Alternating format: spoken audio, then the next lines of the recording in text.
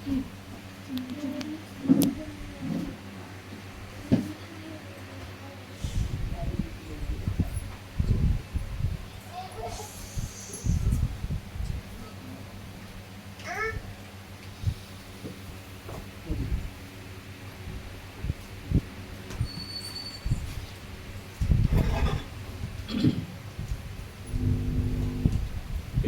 వారి పరిశుద్ధ నామములో గురువారము అపోస్తల కార్యములు బైబిల్ రిలీజ్ చేసినటువంటి ప్రతి వారికి తెలియపరుస్తున్నాం. మనం పౌలు 3వ సువార్త చదువుతూ ఉన్నాం. 9వ అధ్యాయంలో ఎఫెసులో జరిగినటువంటి పరిచర్యను, అక్కడ జరిగినటువంటి అల్లరిని చూసాం. ఈ అల్లం వచ్చిన తర్వాత పౌలు ప్రయాణము మాసుని బయలుదేరాడు. అక్కడ తీసుకొచ్చాడు. సిరియా వెళ్ళడానికి ప్రయత్నం చేసినప్పుడు అక్కడ యూదులు కొట్టబడుతున్నారని తెలిసి మళ్ళీ పౌలు ఎక్కడికి వెళ్ళినట్టుగా చూస్తా ఉంది. ఎక్కడికి వెళ్ళాడు పౌలు? మాస్లోనికి వెళ్ళి అక్కడ నుంచి త్రోయకు వచ్చేసాడు. త్రోయ నుండి త్రోయలో ఐదుగురు బ్రతికించాడు. 13వ వచనంలో మేము ముందుగా వాడెక్కి అస్సులో పౌలు ఎక్కించుకున్నామని అక్కడికి వెళ్తుంది. అస్సు నుండి ప్రయాణం మితులేనికి వచ్చారు. మితులే నుండి కియోస్కి వచ్చారు. కియోస్ నుండి 15వ వచనంలో సమోస్కి వచ్చారు. సమోస్ నుండి మిలేతుకు వచ్చారు. అప్పుడు మిలేతులో జరుగుతున్నటువంటి స్టోరీ మనం చదువుతున్నాం. అంటే మిలేతులలో ఏం జరుగుతున్న స్టోరీ అంటే ఎఫెసులకు వర్తమానం పంపించాడు. ఎవరిని తీసుకురామన్నాడు, ఎవరిని తీసుకుంటామన్నాడు, ఎవరి తమ్ముడు పంపించాడు వర్తమానం, సంఘ పెద్దలు తీసుకుంటామన్నాడు. అప్పుడు సంఘ పెద్దలు పిలిపించి ఆ సంఘ పెద్దలతో పౌలు మాట్లాడుతున్న విషయాలు మనం చదువుతున్నాం. 18వ వచనంలో వారు తన ఎదురు వచ్చినప్పుడు వారితో కూడా ఇట్లా అంటే సంఘ పెద్దలు పిలిపించి వారితో మాట్లాడుతూ ఏమంటున్నాడు, నేను ఆశలో కాలుపెట్టిన దినము నుండి ఎల్లకాలము మీ మధ్య ఎలాగో నడుచుకుంటున్నా మీరే ఎదుగుతారు. అంటే పౌలు వ్యక్తిగత జీవితాన్ని వాళ్ళ ముందు తేడాగా తెలియపరుస్తున్నాడు. ఆశలో పెట్టిన దినం మొదలుకొని అంటే ఆశయంగా మనకి ఏ పట్టణం గుర్తు రావాలి? ఎఫెసు గుర్తు రావాలి. ఎఫెసులో సువార్త ప్రకటించడానికి పౌలు 2వ సువార్త ప్రయాణం వెళ్ళాడు, 3వ సువార్త ప్రయాణం కూడా వెళ్ళాడు. అక్కడ ఎలా ప్రవర్తించాడో చెప్తున్నాడు. ఆయన ఎలా నడుచుకున్నాడో మీరు ఎదుగుతారు. అప్పుడు ఈ తన క్యారెక్టర్ని, తన ప్రవర్తనని, తను జీవించి సేవ చేసిన విధానాన్ని వాళ్ళకి తెలిసిన విషయాలు చెప్తున్నప్పుడు పౌలు ఏదైనా లోపం అనుకోండి, వాళ్ళు పౌలే ఎలా మాట్లాడతారు?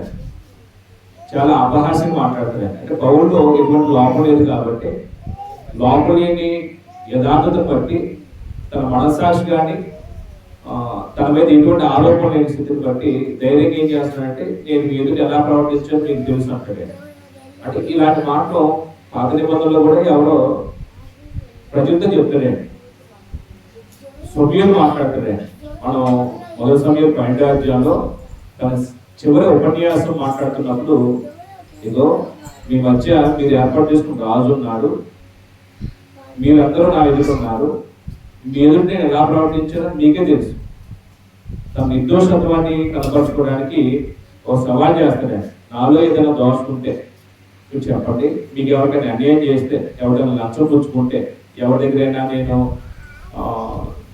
ఏదైనా అక్రమంగా తీసేసుకుంటే యథార్థంగా ఒకవేళ మీరు చెప్పండి అని చెప్పినప్పుడు మాకు ఏ నష్టం చేయలేదు, మాకు ఏ అన్యాయం చేయలేదు, మాకు ఏ మోసం చేయలేదు అని ప్రజలంతా చెప్తారు. అంటే ఒక నాయకుడు ఎవరికైతే బాధ్యత, అంటే ఎవరి మీద అయితే నాయకుడుగా దేవుడు నియమించాడో ఆ నాయకుడు ఆ ప్రజల దగ్గర ఆ సమూహం దగ్గర మంచి సాక్ష్యాన్ని కలిగి ఉండాలి. మంచి సాక్ష్యం కలిగి ఉంటే నమ్మకత్వం ఏర్పడుతుంది కాబట్టి ఆయన గౌరవిస్తాం. మంచి సాక్ష్యం లేకపోతే ఆయన మాట ఎవరు గౌరవించాలి. అప్పుడు ఎలాంటి పరిస్థితులు ఎదుర్కొన్నాడో కొంచెం ఆయన ప్రాక్టికల్ లైఫ్లో జరిగిన సంగతి చెప్తున్నాడు. యూదులు పట్టడం వల్ల నాకు శోధన సంభవించినను కన్నీరు విడుచు పూర్ణమైన వినయభావంతో నేను ఎలాగూ ప్రభువును సేవించడం మీకే తెలియను. యూదులు కుట్రపడ్డారు. ఎఫెసీలో జరిగిన పరిచర్య గురించి పౌలు రాసిన పత్రిక చదువుతున్నప్పుడు ఎఫెసీలో మృగాలతో పోరాడిన అంటాడే. అంటే మనుషులే పశువులాగా ప్రవర్తించి పౌరు మీద దాడి చేయడానికి ప్రయత్నించిన సందర్భాలు ఉన్నాయి. అలాగనే బ్రతుకుదామని ఆశ లేదంటారు 2వ కొరింథీ పత్రికలో. అంటే అలాంటి భయంకరమైనటువంటి మనుషుల మధ్య పౌరు ఏం చేసేదే, సువార్త ప్రకటించేదే. అప్పుడు అన్నాడు, యూదుల పుట్ట వల్ల నాకు శోధన సంభవించినను, ఈ శోధనలు ఎవరైనా సరే ఏం చేస్తారు, ఇలాంటి శ్రమలు వచ్చినప్పుడు దుఃఖంతో ఏడుస్తూ సేవ మానేసేసి ఇంకేదైనా చూసుకుంటారు. కానీ ఇది ఏం చేయలేదంటే ప్రభువును విడిచిపెట్టినాడు కాదండి. కన్నీరు విడుచు పూర్ణమైన వినయభావంతో నేను ఎలాగో ప్రభువును సేవించుండో మీకే తెలియన్నాడు. అంటే ఇన్ని బాధల్లో కూడా, ఇంత శ్రమంలో కూడా, ఇన్ని ఇబ్బందుల్లో కూడా కన్నీరు కాస్తూ ప్రభువును సేవించేటప్పుడు ప్రభువుని ఎన్నడూ కూడా ఏం చేసినవాడు కాదు. ప్రస్తుత సమాజంలో కష్టం వచ్చిందని, బాధ వచ్చిందని, మాకు ఇబ్బందులు ఎదురవుతున్నాయని, మాకు అనుకూలం జరగట్లేదని, మేము అనుకున్న దాంట్లో రాణించలేకపోతున్నామని ఎంతమంది ప్రభుత్వం పెట్టేవాళ్ళు ఉన్నారు. అన్నీ మనకు అనుకూలంగా ఉన్నప్పుడు చాలా ఆసక్తిగా మనం దేవుని సన్నిధికి వస్తాం, దేవుని కార్యాలు పార్టిసిపేట్ చేస్తాం, క్రమ తప్పకుండా బైబిల్ చదువుతాం, ప్రార్థన చేసుకుంటాం. అన్నీ మనకు అనుకూలంగా ఉన్నప్పుడు ఏ మాత్రం కొంచెం కష్టం జరిగితే, ఏదైనా బాధ వస్తే, ఏదైనా ఇబ్బంది వస్తే, మనల్ని ఎవరో మన భక్తిని ఎవరో గుర్తించకపోతే మనం ఏం చేస్తాం అంటే మనం ఎన్ని చేసినా ఉపయోగం ఏంటి? ఉపయోగం లేదు కదా. ఎందుకు ఈ భక్తి, ఎందుకు ఈ సహవాసం, ఎందుకు ఈ బైబిల్ చదవటం? అందరిలో ఉన్నటువంటి ఒక చెడ్డ మనసు ఉంటుంది. అంటే మనకు అనుకూలంగా ఉన్నప్పుడే భక్తిని చేస్తాం, ఏదైనా కష్టం వస్తే ప్రభుడు వదిలిపెట్టేసే పరిస్థితి వస్తుంది. చాలా మంది వదిలిపెట్టేస్తున్నారు. కానీ పౌలు అలా కాదు. కన్నీళ్ళు విడుచు ప్రభు పూర్ణమైన వినయభావంతో, ఈ కన్నీళ్ళలో కూడా ఏం నేర్చుకుంటున్నాడంటే లోబడే మనస్తత్వం నేర్చుకుంటున్నాడే, అనుకూలు నేర్చుకుంటున్నాడే. పూర్ణమైన వినయభావంతో నేను ఎలాగో ప్రభువును సేవించడంతో మీకే తెలియను. అంటే ఇలాంటి పరిస్థితుల్లో ప్రభుని ఏం చేశాడే, సేవిస్తూ వచ్చాడు. అది వాళ్ళకి తెలియదు అన్నప్పుడు ఒకరు పౌలు అలా సేవించలేదనుకో ఏం చెప్తారు, అబద్ధం చెప్తున్న పౌలు, నేను మాకు తెలుసు నువ్వు ఎలాంటి మోసగాడు అని చెప్తాడు. అని పౌలు ఎప్పుడు ముగ్గురు గురించి చెప్తాడండి. దేవుడే నాకు సాక్షి అంటాడు, మీరే నాకు సాక్షి అంటాడు, నా మనసాక్షి నా మీద సాక్ష్యం ఇస్తా అంటాడు. ఎక్కడ తప్పించుకోవాలండి? ఇప్పుడు దేవుడు సాక్షి అన్నప్పుడు దేవుడు కనబడతాం కాబట్టి ఆయన యథార్థవంతుడు అనుకోవచ్చు. మీరే సాక్షి అన్నప్పుడు ఒకవేళ ఆయనకు అనుకూలంగా ఉంటారే. కొంతమంది వర్గాన్ని పోగేసి రైతు పౌరులు చెప్పింది రైతు అంటే పౌరులు మంచోడని ఆయన పక్షాన్ని వత్తాసు పడుకునే విధంగా చేస్తారే. కానీ మనసాక్షి ఉందిగా, మనసాక్షి ఆరోపణ చేస్తే లేదు తప్పు చేసినప్పుడు. అంటే ఈ మూడు మనం కూడా ఒక వ్యక్తి క్లీన్ గా భక్తి జీవితం జీవిస్తున్నాడు అంటే మన మనసాక్షి మన మీద ఎప్పుడు ఆరోపణ చేసే దుస్థితి రాకూడదు. మన భక్తి యథార్థమైతే, మనం నిజంగా విశ్వాసం బతుకుతున్నామంటే, మనం దేవుడు కోరుకునే విధానంలో మన భక్తి జీవితం కొనసాగిస్తుందంటే, ఎవరో మనం గుర్తించకపోయినా సరే మన మనసాక్షి మన మీద ఏం చేయకూడదు, ఎప్పుడు దోషలోపన చేయకూడదు. ఇప్పుడు నేను భక్తి కలిగిన వాడిని ఎవరు నన్ను గురించి పోవడం అవసరం, కానీ నా మనసాక్షి మాత్రం నా మీద ఏం చేయకూడదు, దోషలోపం చేస్తూ దేవుడి సన్నిధికి వస్తే ఆ దోష బట్టి మన హృదయంతో దేవుడి సన్నిధికి వచ్చినప్పుడు దేవుడు మన ప్రార్థన, మన ఆరాధన అంగీకరించడం. ఎందుకంటే దేవుడు హృదయం అంతరంగా ఎరిగినవాడు. మనసాక్షి ఏ విషయంలో ఆరోపణ చేస్తుందో అది ముందు దేవుడితో సమాధానం పరుచుకొని దేవుడి సన్నిధికి రావాలి. దోషలోపంతో దేవుడి సన్నిధికి రాకూడదు. మనసాక్షి క్లియర్గా ఉండాలి, ఇతని దగ్గర మన సాక్ష్యం మంచిగా ఉండాలి. ఎందుకంటే మనం చెప్తున్న వాక్యం పరలోక సంబంధమైనది అయితే, కొంతమంది మనుషుల్ని పరలోకం వెళ్ళడానికి తయారు చేయాలన్నప్పుడు మన జీవితం ఎలా ఉండాలి? జీవితం ఒకలాగా బోధలాగా ఉంటే మనల్ని ఎవరు నమ్మలేదు. కాబట్టి మీరే నాకు సాక్ష్యం అంటాడు పౌలు, దేవుడు సాక్ష్యం అంటాడు. ఈ మూడు విషయాలు పౌలు జీవితంలో మనం చూస్తామండి. పౌలే కాదు ప్రతి క్రైస్తవుడు ఇలాంటి విట్నెస్ కలిగి ఉండాలి. వెళ్ళిపోవడం మనం. అప్పుడు ఇంకో మాట అంటాడు, మరియు 20వ వచనంలో ప్రయోజనకరమైనది ఏది దాచుకొనక బహిరంగంగాను ఇంటెంటను మీకు తెలియజేయచ్చు, బోధించు దేవుని ఎదుట మారు మనసు పొంది మన ప్రభువైన యేసుక్రీస్తునందు విశ్వాసం ఉంచబడని యూదులకును గ్రీస్ దేశస్తులకును ఎలాగ సాక్ష్యం చుట్టినో ఇదంతయు మీకు తెలియను. అప్పుడు 20-21 వర్షాలు ఏం చెప్తున్నాడంటే ప్రయోజనకరమైనది ఏది దాచుకోలేదంటే. అంటే ప్రయోజనకరమైందంటే మీరే ఒక వ్యక్తి దేవుడి కుమారుడుగా మార్చుంది బ్రతకడానికి, దేవుడి సంకల్ప ప్రకారం బ్రతకడానికి అవసరమైన విషయాలు పౌరులు ఏది కూడా ఏం చేయలేదంటే దాచుకోలేదంటే. అంటే ఒకవేళ వాళ్ళకి బోధ అవసరమా, బోధ విషయంలో దాచుకోలేదు. వాళ్ళు ఏదైనా ఇబ్బందుల్లో ఉంటే వాళ్ళకి ఆదరణ అవసరమా, ఆదరణ చూపించే విషయంలో పక్షపాతం చూపించలేదు. వాళ్ళు బలపరిచే విషయంలో పౌరులు నిర్లక్ష్యం చేయలేదు. అంటే ఒక వ్యక్తి దేవుడి కుమారుడిగా మార్చుని బ్రతుకుతున్నప్పుడు ఆ వ్యక్తికి పౌరుల దగ్గర నుంచి ఎటువంటి ఇన్పుట్ అవసరమో, ఏమేమి అవసరమైనో అవి ఇచ్చే విషయంలో ప్రయోజనకరమైనది ఏది పౌరులు ఏం చేయలేదు. అంటే కొంతమంది దాచుకుంటారు ప్రయోజనకరమైనవి, అంటే వేరేని విషయాలు లేదా ప్రయోజనకరమైన విషయాలు వాళ్ళు చెప్తే వాళ్ళు కూడా లబ్ధి పొందుతారేమో, వాళ్ళు కూడా మనకన్నా డెవలప్ అయిపోతారేమో, కొంత స్వార్థం ఉంటుంది.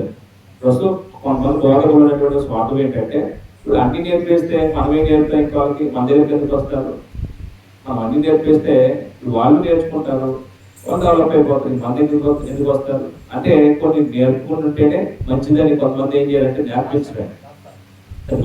అంటే మంచి అలవాటు చెడ్డ అలవాటు అనేది. ఒకటి దేవుడు అని అనుకుంటే మనకి ఆయన సంకల్పం సంపూర్ణంగా భూమి మీద వచ్చేదండి. యేసుప్రభువు అనుకుంటే, ఒకవేళ అపోస్తలులు అనుకుంటే కొంత దాచుకొని కొందరు ప్రకటిస్తే, కొంత దాచుకుంటే కొంత ప్రకటిస్తే అన్ని విషయాలు తెలియపరచిపోయాయి. అంటే బోధకుడు పుస్తకంగా దేవుడి దగ్గర నుంచి దేవుడు తన సందేశాన్ని బోధకుడు అందించినప్పుడు ఎదుటి వ్యక్తి దేవుడు జరిగింది అన్నప్పుడు ఆ విషయాలు పోవడానికి ఏం చేయాలి, తెలియపరచాలి. చెప్పే విషయం దాచుకోకూడదు.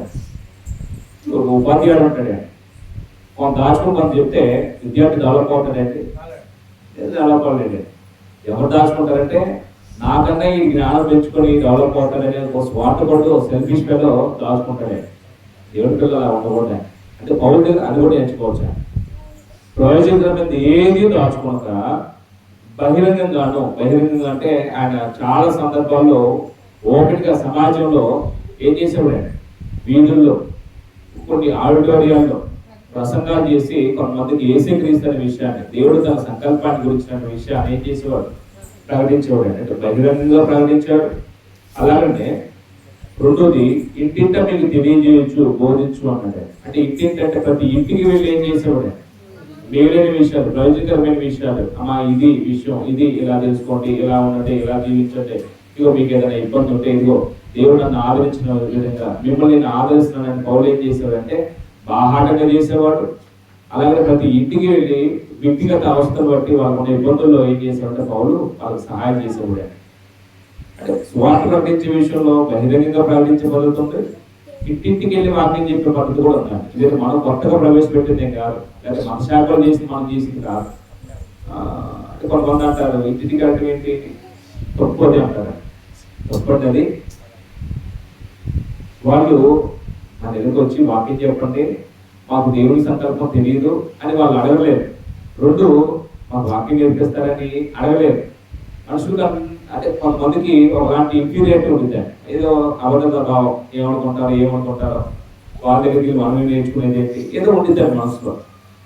అప్పుడు మనమే వెళ్ళి వాక్యం చెప్తే వాళ్ళు కాస్త ప్రభు ఒకవేళ వాళ్ళ హృదయాన్ని తెలిస్తే దర్శనంలోకి వస్తారే. పౌరుడు అది చేశాడే, బాహాటంగా చేశాడు, ఇంటింట ప్రకటించాడు.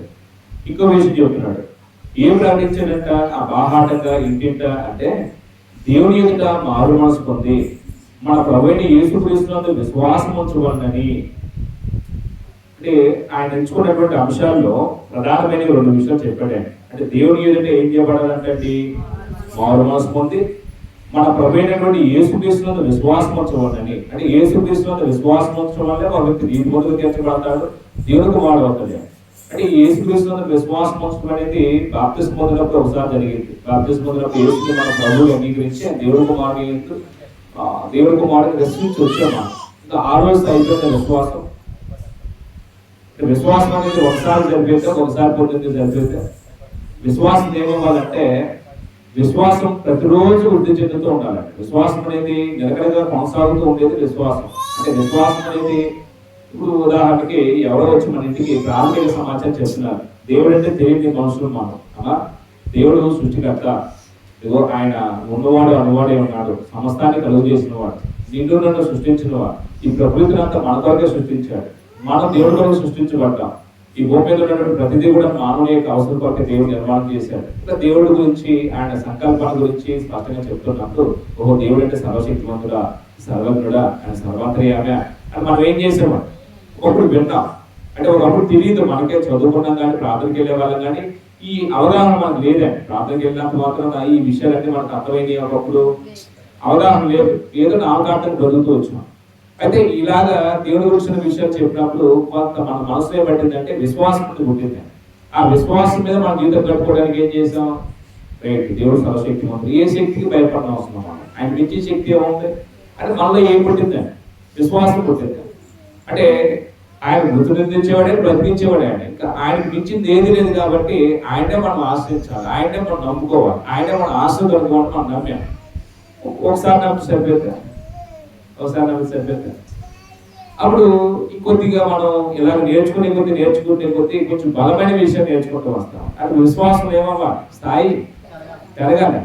అంటే మన స్థాయి ఉండే కొద్దీ అధోస్థితికి వెళ్ళిపోకూడదు.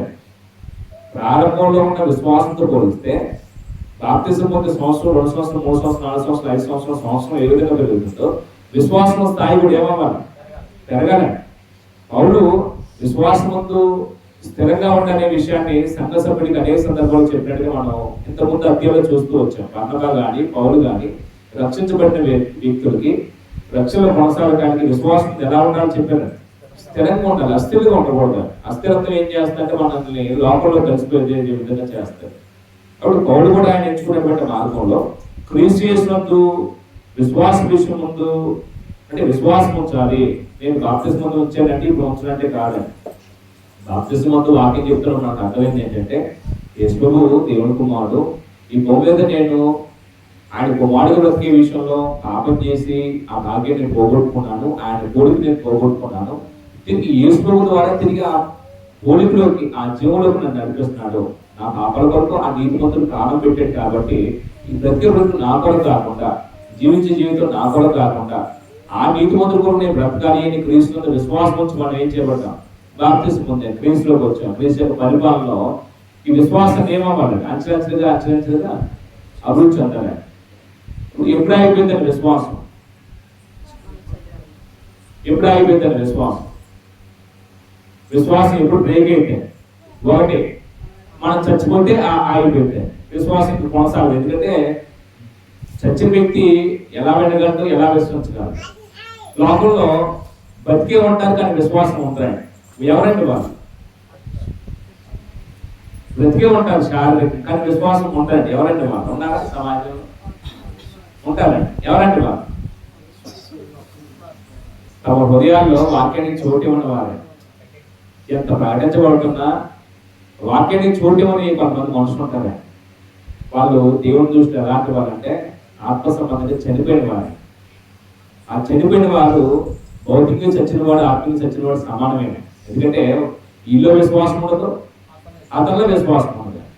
అప్పుడు రెండోది మనం బ్రతుకున్నామంటే విశ్వాసం ఎలా కనపరచబడింది, క్రియల వల్ల కనబడాలి. అంటే నేను విశ్వాసం చాలా సందర్భాలు చెప్పుకుంటాం. కనీసం ఎవరికో ఎవరి ఇబ్బందులు కూడా కనీసం పరామర్శించాలి, ఏ సక్రియ చేయమని. మరి ఎలాగ మన విశ్వాసం అంటే విశ్వాసం ఒంటిగా ఉంటే చచ్చిన శవ అన్నాడు యాకోబు పత్రికలో. అది మొత్తమైంది అంటే అప్పుడు విశ్వాసం దేనితో కూడింది అంటే క్రియలతో కూడిందే ఉండాలి, కొనసాగాలి. క్రియలు ఉంటే మనం సజీవంగా ఉన్నట్టే విశ్వాసము, క్రియలు లేకపోతే మరి చచ్చిన శవేనండి మనం కూడా. అప్పుడు ఇంకో విషయం చెప్తున్నాడు ఏంటంటే అది ప్రభునందు అంటే ప్రభుని యేసుక్రీస్తునందు విశ్వాసం ఉంచమని చెప్పాడు. అలాగే దేవుని ఎదుటంటే ఈ విశ్వసించిన వ్యక్తి నిజంగా ఏం పొందుతాడు, మారు మనసు పొందుతాడు. అంటే మారు మనసు అనేది ప్రవర్తనకు సంబంధించింది. ప్రవర్తనలో దిద్దుబాటు కలిగి ఉంటాడు. అంటే ఒకప్పుడు జీవించే జీవితం దేవుని యొక్క చిత్తానికి వ్యతిరేకంగా జీవిస్తున్న సంగతి అర్థమైనప్పుడు వాక్యం చెప్తున్నప్పుడు మనకు అర్థమైతే నేను దేవుని చిత్తాన్ని బట్టి బ్రతుకుతున్నానా, దేవుని చిత్తానికి అనుకూలంగా జీవిస్తున్నానా, దేవుని చిత్తానికి వ్యతిరేకంగా నా శరీరం యొక్క మనసు యొక్క వెంటనే అనుసరించి నడుచుకుంటున్నాను. వాక్యం ప్రకటించబడుతున్నప్పుడు ప్రతి మనిషికి మనస్సాక్షి ఏం చేస్తుంటే మనలో ఉన్నటువంటి తప్పు ఒప్పుని వివేచన జ్ఞానం కలుగు చేస్తాను. అది పెద్ద దీనికి చదివే అవసరం లేదండి. కొంచెం నిర్మలమైన మనసుతో వాక్యం వింటే మన బ్రతుకు వాక్యం దగ్గరికి వచ్చినప్పుడు స్పష్టంగా తెలిసిందే. నువ్వు ఎలాంటి స్థితిలో ఉన్నావో వాక్యం ద్వారా దేవుడు మనతో మాట్లాడుతున్నప్పుడు తన తప్పిదాలు తనకు తెలిసినప్పుడు ఆ వ్యక్తి ఏం చేయవాలంటే మారుమనసు పొందాలి. దేవుడి రాజ్యం అనే అంశం విన్నప్పుడు మొట్టమొదటి దేవుడి రాజ్యం యొక్క నియమాలు ఏంటంటే నీతి న్యాయాలయం. నేనేమో దుర్నీతి కోరడు, నాలో నీతి లేని బ్రతుకు, న్యాయంగా బ్రతుకు, అక్రమం బ్రతుకుతుంటాను. ఇప్పుడు ఈ నీతి లేని బ్రతుకు, న్యాయంగా లేని బ్రతుకు దేవుడి రాజ్యానికి హక్కుదారులుగా ఉండలేవు. అప్పుడు నాకు అర్థమైంది, నేను బ్రతికి నీతిగా బ్రతకాలి, న్యాయంగా బ్రతకాలి. మారు మాసం ముందు వచ్చేసాను. ఒక రోజు మారు మాసం ముందు బాప్తిస్మం సంఘంలోకి వచ్చాను. అయిపోయింది, ఇంకా మారు మాసం అందరితో పులుస్తావా. ఈ మారు మాసం కూడా అంటే చచ్చిపోయేంత వరకు కొనసాగాలంటే అనే కాదు. ఇప్పుడు బాప్తిస్మం పొందే ముందు ఎన్ని విషయాలు మనకు అర్థమైనవి? బైబిల్ 66 పుస్తకాల్లో చాలా విషయాలు సహోదరులు మనకు బోధించారు. నేను బాప్తిస్మం పొందినప్పుడు నాకు వాక్యం చెప్పిన వాళ్ళు కానీ, మీరు బాప్తిస్మం పొందినప్పుడు మీకు నేను బాప్తిస్మం ఇచ్చినప్పుడు మీకు చెప్పిన విషయం బట్టి కానీ చాలా విషయాలు బోధించబడ్డాయి. వాక్యం విని మనం బాప్తిస్మం పొందుతున్నాం, మారు మాసం పొంది వస్తున్నాం మనకు అర్థం అవుతుంది. అయితే అన్ని విషయాలు గ్రహించిన మనం అన్ని మన మనసు పట్టమే. కొన్ని విషయాల్లో మనం ఇలా బ్రతకలేని ఒక అవగాహనకు వస్తాం. అప్పుడు కొన్ని విషయాల్లో వెనకబడిపోతాం. అప్పుడు వెనకబడిపోతున్నప్పుడు మనం రేపేది ఏంటండి? వాక్యమే. అంటే వాక్యం దగ్గరకు వచ్చినప్పుడు మనం ఏం చేస్తాం? రేపుతూ ఉంటుంది. ఇప్పుడు ఉదాహరణకి దేవుడి రాజ్య సంస్కృతి నీతిగా బ్రతక మనకు అర్థమైంది. అండ్ బాప్తిస్మం తర్వాత కూడా చాలా సందర్భాల్లో నీతిగా ప్రవర్తించాలి. దేవుడు అవన్నీ ఇలాగే చేయమన్నాడు, కానీ అలా చేయకుండా తప్పుడు మార్గంలో కొన్ని కార్యాలు జరిగించామే, నీతిని తప్పాము. అప్పుడు మనకు అర్థమవుతుంది. కొన్ని సందర్భాల్లో దేవుడు మన లోపల వాక్యం ద్వారా చెప్తాడే. అది బుధవారం క్లాస్ కావచ్చు, లేదా ఆదివారం ఆరాధన కావచ్చు, లేదా ప్రత్యేక కొడుకులు కావచ్చు, ఏదో సందర్భంలో మన లోపల దేవుడు వాక్యం ద్వారా స్పష్టంగా చెప్తాడే. పనిగట్టుకున్న స్వార్థిని మన లోపల ఎత్తి చూపించాడు. వాక్యం దగ్గరికి వస్తే స్వార్థుడు బతుకు బయటపడింది, సభ్యుల యొక్క జీవితాలు బయటపడతాయి. అప్పుడు ఒకవేళ నీతి నిమిత్తము ఒకవేళ మన నీతి బ్రతకాలని వచ్చినప్పుడు మార్గం తప్పిపోతున్నాం. అప్పుడు ఎవరో సహోదరులు వాక్యం చెప్తున్నప్పుడు ఒక సందర్భం మాట వచ్చింది అనుకోండి, నీతి కొరకు ఆట తప్పులు గలవారు వారు తృప్తిపరచబడుతుందని ఒకవేళ ఒక వాక్యంలో మాట మనకు అందింది అనుకోండి. ఏంటంటే దాని యొక్క సారాంశం ఏంటంటే, నువ్వు నీతిగా బ్రతికే విషయంలో ఆకలినే సహజ కోరిక తీర్చుకోవడానికి ఎంత తృష్ణ కలిగి ఉంటావో, ఎంత తీవ్రతగా ఆలోచన చేస్తావో, ఎంత ప్రాబ్లం అంటావో, నీ ఆకలి తీర్చుకోవడానికి ఎప్పుడు ఎప్పుడు ఎప్పుడు ఎప్పుడు అనే పరిగెత్తాం కదండి భోజనం కొరకు. అవును కాదు, ఒక గంట లేట్ అయితే మనం తప్పుకోలేము, ఇంట్లో రాధానం చేస్తాము. అయితే ఇక్కడ ఆకలి అనే కోరిక సహజ కోరిక తీర్చుకునే విషయం ప్రతి మనిషికి తీవ్రత ఉంటుంది. అలాంటి తీవ్రత నీతిగా బ్రతికే విషయంలో మనిషికి అంత తీవ్రత ఉండాలని వాక్యం ద్వారా మనకు అందింది అనుకోండి. అప్పుడు మనసులో ఏం చేయబడాలి? రేపబడాలి. అదే నేను నీతితో ప్రవర్తిస్తున్నాను, నీతిగా బ్రతికే విషయంలో ఆకలి తెచ్చుకోవడం ఎంత తీవ్రతగా నేను ఆలోచన చేస్తున్నానో, కడుపు తిండి అందించడానికి ఎంత ప్రాబ్లం ఆడుతున్నానో, నీతిగా బ్రతికే విషయంలో కూడా అంతే తీవ్రంగా ఉండాలని ఏం చేయాలి అంటే, ఆ విషయం విన్న తర్వాత లోపం అర్థమైనప్పుడు దాన్ని మార్చుకోవాలి. మార్చుకునేవాడు దేవుడు కుమారుడుగా తన జీవితాన్ని మెరుగుపరుచుకుంటున్నాడు. ఇప్పుడు చాలా సందర్భాల్లో వాక్యం విన్న తర్వాత ఎక్కువ మంది మార్చుకునే వాళ్ళు ఉన్నారు, మార్చుకునే వాళ్ళు ఉన్నారు. మళ్ళీ ప్రశ్న వేస్తున్నారు, మార్చుకునే వ్యక్తులు ఉన్నారా? వాక్యం విన్న తర్వాత మార్చుకొనని వారు ఎక్కువ మంది ఉన్నారు. మార్చుకొనని వారు ఎక్కువ మంది ఉన్నారు. మీరు తిట్టుకున్నా సరే నాకు ఇబ్బంది ఏం లేదు. ఎందుకంటే వాక్యం ఎందుకు వినాలంటే మన జీవితం మార్చుకోవడానికి వాక్యం దగ్గర రావాలి. హాస్పిటల్కి ఎందుకు వెళ్తామండి? రోగం నయం చేసుకోవడానికి హాస్పిటల్కి వెళ్ళాలి. రోగం తెచ్చుకోవడానికి హాస్పిటల్కి ఎవరు తెలియగలవాడు? ఏమంటారు కదా, ఒకవేళ రోగం తెచ్చుకోవడానికి హాస్పిటల్కి వెళ్తాంటే ఇవి గుర్తుందా లేదని అంటారు. అంటే రైట్, మనం రోగం నయం చేసుకోవడానికి హాస్పిటల్ దగ్గరికి వెళ్తాం, వైద్యుని సంప్రదిస్తాం, రోగం ఎలాగైనా నయం చేసుకుని ప్రయత్నం చేస్తాం. ఆంతరంలో స్వభావాన్ని కూడా రోగం పడుతుంది మనకి. ఆ రోగం నయం చేసుకోవడానికి వాక్యం దగ్గరకు వచ్చాం. వాక్యం మన ప్రతి విధమైన లోపాన్ని అర్థం వల్ల చూపించినప్పుడు ఏం చేయాలి మనిషి? అరే, ఈ విషయం నేను మార్గం తప్పిపోతున్నాను, ఈ విషయం నేను తప్పిపోయాను, ఈ విషయం నా లోపం ఉంది, నేను దిద్దుకోవాలని మార్చుకోలేను. అంటే ఇప్పుడు వాక్యం విని మార్చుకునే వాళ్ళు ఎక్కువ మంది ఉన్నారు, మార్చుకున్న వాళ్ళు ఉన్నారు. అంటే మార్చుకున్న వాళ్ళే ఉన్నారు, వింటారే, ఏమి మార్పు లేకుండా వెళ్ళిపోతాయి. మేము వింటాం కానీ మార్చుకోవడానికి మాత్రం మాకు ఇష్టం లేదు అన్నట్టుగా వైద్యులు ఉంటాయి. దానివల్ల లాభం ఏంటి మనకి? అందుకు పౌలు మొహాటం లేక నేను వాక్యం చెప్తానండి. అపోస్తులు కానీ యేసు కానీ ఎప్పుడు మొహాటపడి వాక్యం చెప్పేవాళ్ళు కాదండి. కొన్ని సందర్భాల్లో ఇంత కన్నిగితే చెప్తున్నాను ఎవరు వస్తారనిపించింది నాకు కూడా. ఇప్పుడు మనుషులు ముఖశుద్ధి కొరకు నేను మాటలు చెప్పాను అనుకోండి, మనుషులు సంపాదించవచ్చు, కానీ మనుషులు పరలోకం మాత్రం నేను నడిపించలేను. మనుషుల దగ్గర మన్నన పొందడానికి వాక్యం చెప్తే మనుషుల జీవితాలు ఎప్పుడు మారవండి. మీరు బాప్తిసం పొందితే పరలోకం వెళ్ళడానికే మనం బాప్తిసం పొందాలి. పరలోకం వెళ్ళాలంటే ఈ భూమి మీద ఏదో సాధన చేయాలండి. ఏంటంటే క్రీస్తులకు కలిగినటువంటి సంపూర్ణతను సాధించడానికి మనం ఏం చేయాలి? సాధన చేయాలి. ఏ సాధన చేయను నాకు పరలోకం కావాలి, నా బాప్తిసం అంటే అది కుదిరిద్దా? అది అలంకారిక బాప్తిసం అయితే తప్ప మనం గురుతో బాప్తిసం ముందు సంఘంలోకి వచ్చి సంఘాన్ని హత్తుకొని పరలోకం అంటానికి చేసే కృషి కాదని. కాబట్టి మన వాక్యం వినేది మన విశ్వాసం వృద్ధి చేసుకోవడానికి అవ్వాలి. రెండు, మనం మారు మనసు పొంది దేవుడు కోరుకునే ఫలాలు ఫలించడానికి వాక్యం వినాలి తప్ప ఇంకొక ఆస్పెక్ట్తో కాదు. దానికి పోదాం, ఇంకో సమయం అవుతుంది. అంటే రెండు విషయాలు చెప్పాడు. ఎవరెవరు చెప్పాడంటే ఇక్కడ ఒకటి యూదులకును, రెండు గ్రీసెస్లకు ఎలాగో సాక్ష్యం ఇచ్చుంటునో ఇదంతా మీకు తెలియను. యూదుల లేదు, అంటుడే లేదు. ప్రభు దృష్టిలో అందరూ సమానమే, దేవుడి దృష్టిలో అందరూ సమానమే. అందరికీ ప్రభు అవసరం, అందరికీ దేవుడు అవసరం. అవునా కదా? యేసు ప్రభు యూదుల కొరకే చనిపోయాడా, లేదా అన్నిటి కొరకే చనిపోయాడు? అందరి కొరకు చనిపోయాడు. అది అందరి కొరకు చనిపోయాడు. సర్వ మానవాళికి పాప పరిహార్థమనిగా అర్పించబడ్డాడు. ఇప్పుడు యూదులు మా వంశంలో యేసు పుట్టాడు, మాకు సంబంధించిన వాడని యూదులు అనుసరించడానికి ఏమి లేదు. అన్నిడు మాకు ఆయన వాళ్ళ వంశంలో పుట్టాడు కదా, మేమేమో నిషేధించబడిన వారు అని అన్నిడు తక్కువ చేసుకోవడానికి అవకాశం లేదు. ప్రభు అందరి కొరకు చనిపోయాడు, అందరికీ ఆయన ప్రభుగా నియమించబడ్డాడు. ఎవరైతే ఈ మారు మనసు పొంది యేసు ప్రభుగా అంగీకరించి తమ జీవితం పాప జీవితాన్ని వదిలిపెట్టి పరిశుద్ధపరచబడి జీవితాన్ని కొనసాగించడానికి వస్తారో వాళ్ళందరికీ యేసు క్రీస్తు వారు ప్రభుగా నియమించబడ్డాడు. ఇది వాళ్ళకు బోధించిన విషయం చెప్పాడు. అప్పుడు ఆయన జీవితాన్ని చెప్పాడు. రెండో ఆయన అంటే ఆయన ఎలాంటి ప్రతికూలతను ఎదుర్కొన్నాడో, అక్కడ యూదుల వలన ఎలాంటి అపాయం కలిగిందో, ఆయన కలిగిన శ్రమని చెప్పుకున్నాడు. ఆయన బోధని వివరించాడు. ఇంకో విషయం చెప్తున్నాడు. ఇంకోటి ఏంటంటే 22వ వచనంలో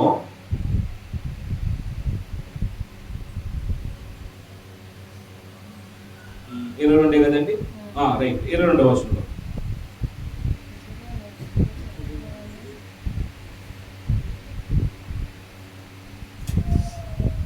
22వ వచనంలో చూద్దాం. ఇదిగో నేను ఇప్పుడు ఆత్మయందు బంధించబడిన వాడనై యెరూషలేమునకు వెళుచున్నాను. అంటే ఒక పదం చెప్పడానికి మిస్ అయింది. ఏంటంటే దాచుకున్నాను అనే మాటకి అర్థం ఏం చెప్పొచ్చు అండి? అది ఎక్కడ ఉందో వెతుకుతున్నాను. దాచుకున్నాను అనే మాటకి అర్థం ఏం చెప్పొచ్చు? దాచుకోనలేదు అంటున్నాడు కదా పౌలు. ప్రయోజనకరం ఏది దాచుకోలేదు అంటున్నాడు కదా. అర్థం ఏంటంటే దాచుకోనలేదు అంటే చెప్పకుండా ఉండలేదు అంతే, చెప్పకుండా ఉండలేదు. ప్రతి విషయాన్ని మీకు చెప్పాను, ప్రతి విషయాన్ని మీకు ఇచ్చాను, ప్రతి విషయంలో మీకు మాదిరి చూపించాను. అప్పుడు 22వ వచనం అంటున్నాడు, ఇప్పుడు ఆయన ప్రణాళిక ఏంటంటే పండుగలోకి ఎక్కడికి వెళ్ళాలనుకుంటున్నాడు? ఎఫెసు నుంచి అసలు సంఘ పెద్దను ఎందుకు పిలిపించాడంటే మళ్ళీ ఎఫెసుకి వస్తే అక్కడ కలహారం ఎక్కువసేపు చేయాల్సి వస్తుంది కాబట్టి పండుగ అయిపోయింది, యూదులు వాళ్ళ దేశానికి వెళ్ళిపోతారు. కాబట్టి యూదులు ఉండగానే పండుగకు వెళ్ళాలి, యేసు ప్రభువుని ప్రకటించాలి.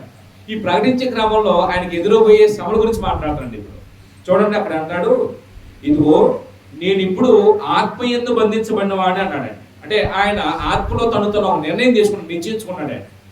తను ఒక విషయంలో బంధించబడిన వాడే యెరూషలేముకు వెళుచున్నాను. అంటే ఎందుకు వెళ్తున్నాడు యెరూషలేముకు?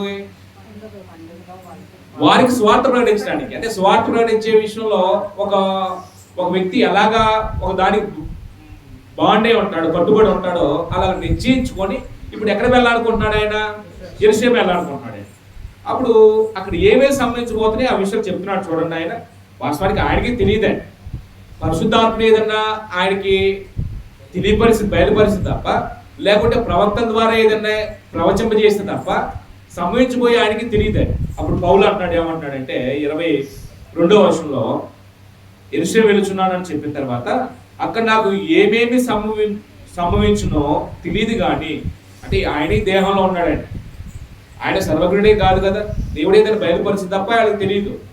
అప్పుడు ఏమేమి సంభవించిన నాకు తెలియదు, కానీ ఒక విషయం మాత్రం స్పష్టంగా అర్థమైందండి పౌలుకి. ఏంటంటే అది బంధకములను శ్రమలను నా కొరకు కాచుకొని ఉన్నవని పరిశుద్ధాత్మ ప్రతి పట్టణంలోనూ నాకు సాక్ష్యం ఇచ్చున్నాను తెలియను. ఏం కాచుకొని ఉన్నట్టు పౌలుకి? సత్కార్యాలా, ఘనతలా? ఆయన వచ్చాడని పచ్చకారపేట వచ్చేసి ఇప్పుడు ఎవరో స్వార్థులు వస్తే మనం ఏం చేస్తామండి? ఆవిడ దూరంగా ఉండగానే ఆయన దగ్గరికి వెళ్ళిపోతాం, పలుపురికి వెళ్ళిపోతామండి. ఆ కార్ దిగలేదు, లేదు ఆ బ్యాగ్ తీసుకుంటామని, ఇలాంటి బ్రదర్ బాగున్నారు సెకండ్ ఇచ్చి ఏం చేస్తామని సావధానికి ఇంట్లో తీసుకెళ్ళి ఏసీ రూమ్ వేసేసి ఏం చేస్తామని చక్కగా ఆయన సఫలం చేస్తామని. అంటే పౌలికి అధికారైన పరిస్థితి. యెరూషలేము వెళ్తున్నప్పుడు ఆయనకి ఏమి పొంచి ఉన్నాయో ఆ విషయాన్ని పరిశుద్ధాత్మ ద్వారా తెలియపరచబడుతున్నాడండి. ఏమంటున్నాడంటే అక్కడ బంధకములను శ్రమలను నా కొరకు కాచుకొని ఉన్నవని పరిశుద్ధాత్మ ప్రతి పట్టణంలోనూ నాకు సాక్ష్యం ఇచ్చున్నా తెలియను. ఎలా తెలిసింది దీనికి? పరిశుద్ధాత్మ సాక్ష్యం ఇస్తున్నాడు. ఎలా సాక్ష్యం ఇస్తున్నాడు? మొదటి శతాబ్దంలో ప్రవచన వరం కలిగినటువంటి వారు ప్రవక్తలు ఉన్నారు కాబట్టి వాళ్ళు ఏం చేస్తారంటే సంభవించబోయే సంగతి తెలియపరుస్తారండి. మీరు 11వ అధ్యాయంలో ఒక సంగతి చదువుకున్నాం. భూలోకం అంతటా కరువు వస్తుందని ఒక ఆయన ప్రవచించాడు. ఎవరన్నా ఆయన? అగబడే ప్రవక్త ప్రవచించాడు.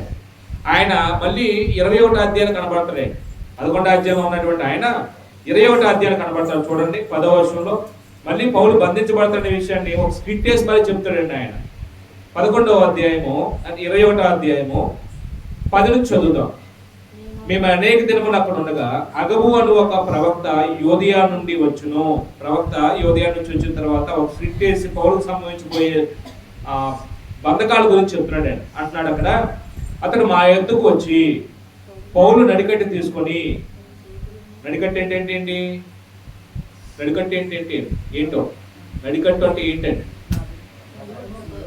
నడుము కట్టుకునే తోడండి.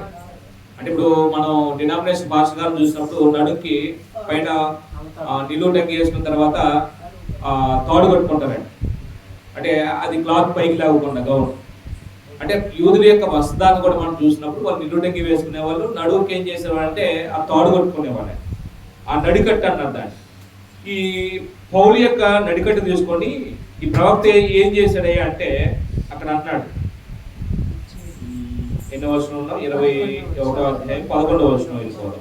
అతను మా ఎదుగు వచ్చి పౌలు నడికట్టు తీసుకొని తన చేతులను కాళ్ళను కట్టుకొని యెరూషలేములో యూదులు ఈ నడుకట్టు గల మనుషుని ఇలాగ బంధించి ఏం చేస్తారంటే ఈ నడుకట్టు గల వాడిని యూదులు అక్కడ ఉన్నటువంటి వారు ఏం చేస్తారంటే అలాగ బంధిస్తారండి, కాళ్ళు చేతులు బంధించేస్తారంటే.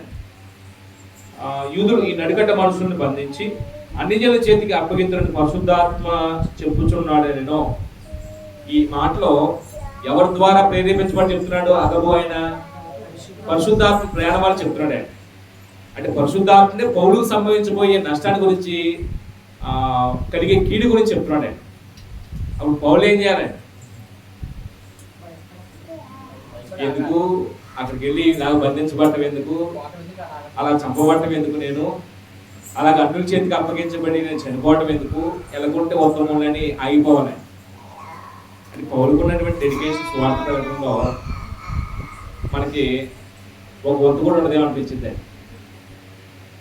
ఆ మార్గంలో వెళ్తున్నప్పుడు కీడు సంభవించబోతుంది, నీకు బంధకాలు ఉంటాయి, నీకు ఇబ్బందులు ఉంటాయి, నీ స్వజల్ని తృణీకరిస్తారు వద్దు అన్నప్పుడు ఎవరైనా ఏం చేస్తారే? ఎందుకు వెళ్తాం?